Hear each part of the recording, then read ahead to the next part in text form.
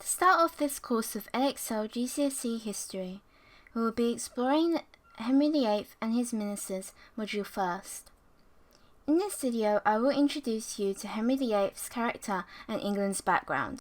Life in England is vital in understanding the era that the Tudor family was living in and the problems that were a result of that.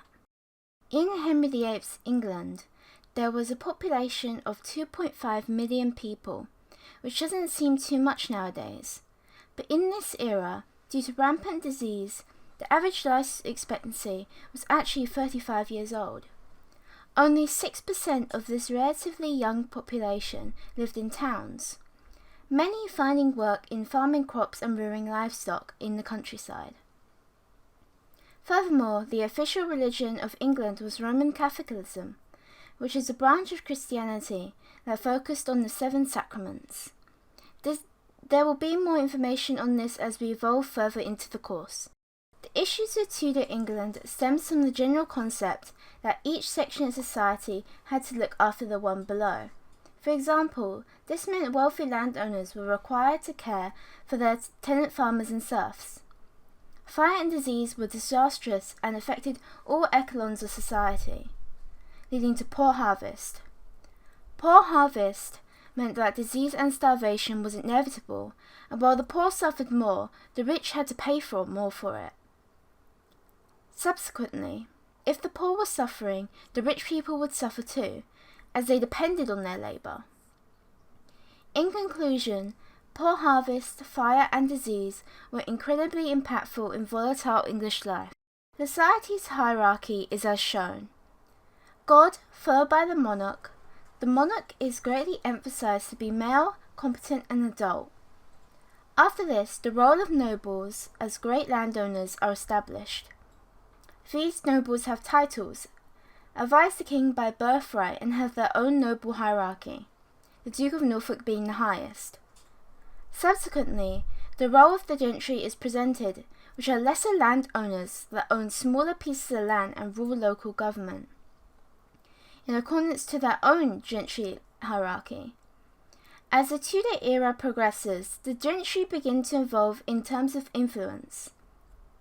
Following this, wealthy merchants were the modern-day equivalent of traders, whilst yeomen being farmers that owned land, and tenant farmers being farmers that rented land from a landowner, and finally, at the bottom of the hierarchy, craftspeople, such as labourers and servants.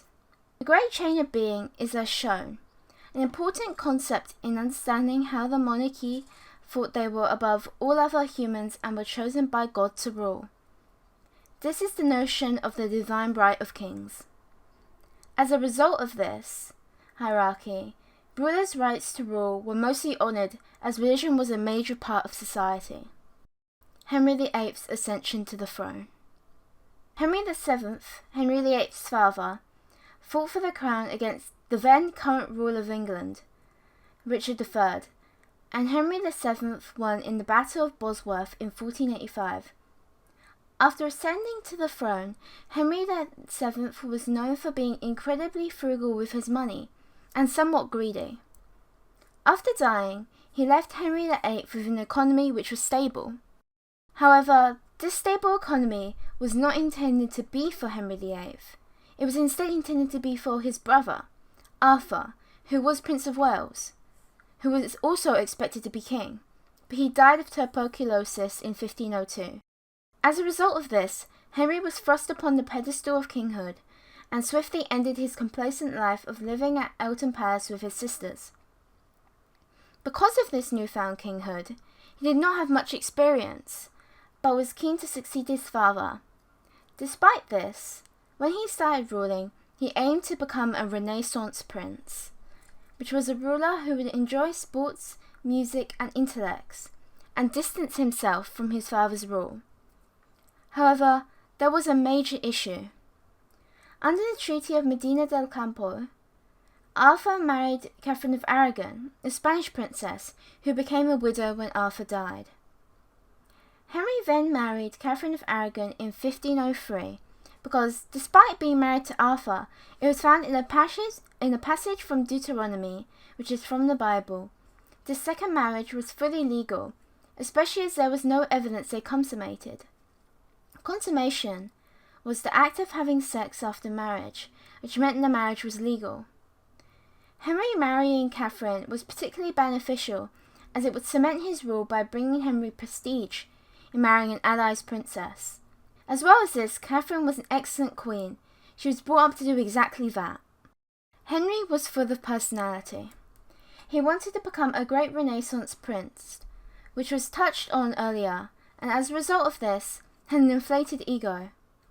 Linking to this idea of a Renaissance prince, he was a powerful athlete that engaged in jousting and hunting, while priding himself on his intellect and enjoying the company of leading scholars. As well as this, he was very religious and loyal to Roman Catholicism, which was associated with the aforementioned divine right of kings, leading to the expectation that Henry would form a personal monarchy. A personal monarchy was when the advisors are there to serve the king, but the will of the king is the main force. Tudor government, the formation of Henry's courts. The role of the monarch was to make important decisions on foreign and domestic policies, settle disputes between nobles, appoint people to important religious and political posts, and decide when Parliament should be called to meet. The court was a body of people, made up of the monarch's key servants, advisors, and friends, who were courtiers. The role of the court was to travel and live with the king and entertain the monarchy and the guests. The council was a group of advisors chosen by the king, who were mainly selected from the nobility and the church. The role of the council was to provide guidance on policy and handle routine matters of state. The privacy council was a smaller, modernized form of council that advised the king. It was largely based on talent as opposed to blood right. The royal household was a mixed membership of nobles and servants. The role of the royal household was to ensure the king was provided with food, clothing, and spiritual guidance, and played an important role in government.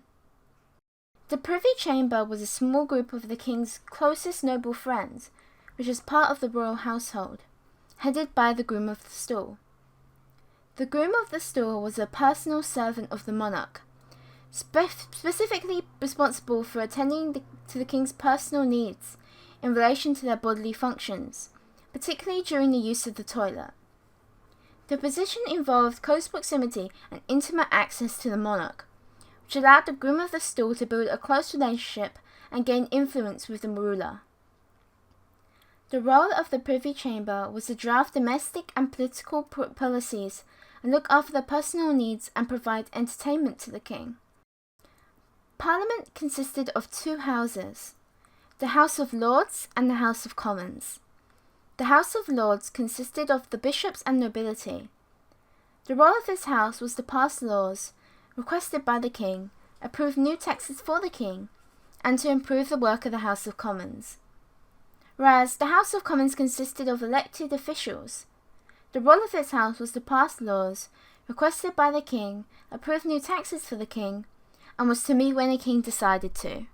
The justices of the peace were large landowners who kept law and order in their local areas.